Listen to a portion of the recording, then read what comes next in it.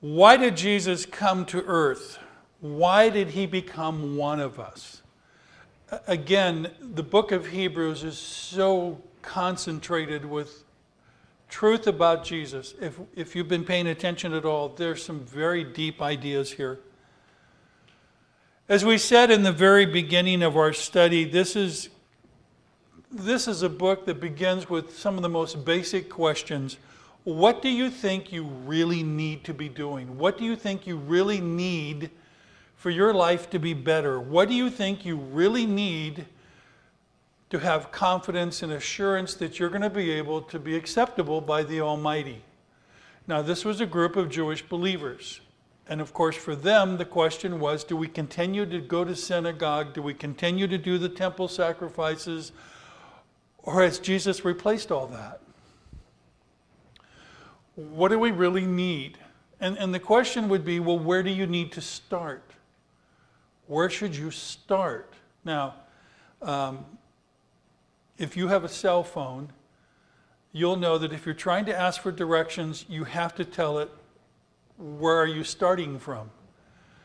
My cell phone apparently doesn't know how to do current location. And if I try to get directions, it thinks I'm starting in South Lake Tahoe or something, and it's 500 miles to go to someplace in Ceres, and this is not working. And now it's really not working because I dropped it too many times. Where do you really need to start? What are you trying to take care of? Well, if you're trying to just make things better personally, you might have had experiences like I had this week where I discovered that without a driver's license, there's just not much you can do. You might remember 2 Saturdays ago, for some reason, the Lord wanted to teach me patience and a lot of other things, and I put my wallet someplace absent-mindedly, and we'll probably find it in a couple years. But I discovered you really can't do much without a driver's license. Trying to go to the bank and say, hey, I lost my wallet, I need to replace this ATM card. Well, show me your ID. Well, that's part of the wallet, I don't have it. One place let me do that because I knew a PIN number. The other place said, no, you have to have an ID. And as a church, we come to this basic question. So what are you trying to do? What are you really trying to do? Well, many churches are trying to make things better. They have food pantries. They are addressing social issues, trying to make things better. And the question, though, would be, is that really the most important question? Is that really the most important thing a church should be doing, is addressing social issues? Now, as a church, we should be leading in the areas of social justice and acceptance, but there are real problems with making that the foundational principle of your church. Did Jesus come here to be a social justice warrior? And any kind of a casual look at the Gospels, you would say, well, he did, in an odd way, reach out to the people on the margins. He was very accepting, but oddly enough, he didn't spend a whole lot of time correcting social issues. Maybe you think Jesus came here for personal peace and prosperity. This past week, I was really wishing Jesus would solve the problem of my missing driver's license and having to come up with my Sprint access number and then remembering my Apple password. And if we're following Jesus, isn't he supposed to make life better for me? Personal peace and prosperity, helping me find better parking spaces, maybe winning numbers on the lotto. Is this what it was all about? And again, a casual look through the Gospels would lead you to the quick conclusion, Jesus spent very little time talking about prosperity, other than if you follow him, you're not going to find prosperity. We are going to see very quickly this morning something we don't like to think about, something we won't usually address in conversation. The number one reason Jesus came here was to deal with death. Oh, we don't like to talk about that. Jesus came here for the one purpose of dealing with death and the one who holds the power of death. Oh, that's a very uncomfortable subject. Let's see what Hebrews chapter 2 says. Here's our first warning, chapter 2, verse 1. Now, for this reason, we must pay much more attention to what we have heard, so that we do not drift away from the truth. For if the word spoken through the angels, he's talking about the word that came from Moses, proved to be unalterable, God holds you accountable to how you live under the law. And every transgression and disobedience will receive a just penalty. If that's true, verse 3, then how will you escape if you neglect the great salvation of Jesus? After it was first spoken through Jesus, and it was confirmed to us by those who heard, God also testifying with them, both by signs and by wonders and by various miracles and by gifts of the Holy Spirit according to his own will. Jesus has been proven with overwhelming evidence to be God's revelation. Verse 5, he did not subject angels. They're not in control of the world to come, concerning which we are speaking about now. But one has testified, he's giving us references in the psalm, what is man that you should remember him, or the son of man that you are concerned about him? For you have made him, that is Jesus, a little lower than the angels. And you have crowned him with glory and honor, and you have appointed him over all of the works of your hands, and you have put all things in subjection under his feet. For in subjecting all things to him, you left nothing that is not under his control. But now we do not see all things subjected to him. But we do see him who has been made for a little while lower than angels, namely Jesus, because of the suffering of death, crowned with glory and honor, so that by the grace of God he might taste death for everyone. For it was fitting for him, for whom are all things, and through whom all things are all things, in bringing many sons to glory, to perfect the author of their salvation through sufferings. For both he who sanctifies and those who are sanctified are from the one Father. For which reason he is not ashamed to call us brethren, saying, I will proclaim your name to my brethren. In the midst of the congregation I will sing your praise. And again, I will put my trust in him. And again, behold, I and the children whom God has given me. Now our verses for the morning. Therefore, since the children have in common or share in flesh and blood, he himself likewise also partook of the same, that through death he might render powerless, actually a better word would be to destroy, him who had the power of death, that is, the devil, and might free those who through fear of death were subject to slavery all their lives. Well, let's begin. One of the most surprising truths that we again see in verse 14. If Jesus is really one of us, we all share in the common nature of being human. And notice how he communicates that to us. Therefore, since the children all have flesh and blood in common, we have these natural characteristics. We have ways of thinking. We have common problems, and the number one problem is death. It's fascinating that this morning, and I didn't plan on this, but the verses that we're looking at deal with flesh and blood. That's how you know that you're part of the same group of people. That's how I know that Jesus was one of us. He was flesh and blood. And in a few moments when we do our communion time, what is it that Jesus says you have to do in order to show that you are part of his family? You share in his flesh and blood. We have that in common. He came in flesh and blood. Now, this is a real problem for many. We want to make Jesus look like some surfer dude with long hair and have Western features and look like somebody from the Renaissance. One of the heresies of the Renaissance was Jesus kind of looked like an effeminate Western European kind of male. This was a complete lie. Jesus doesn't look like, dare I say it, a white person. Jesus was Jewish, flesh and blood, typical Jewish person. Dare we think it? Probably short-statured. He probably had curly hair, not long surfer hair. He probably had maybe a crooked nose. He got tired like I get tired. He was hungry like you get hungry. He went through the whole growing process.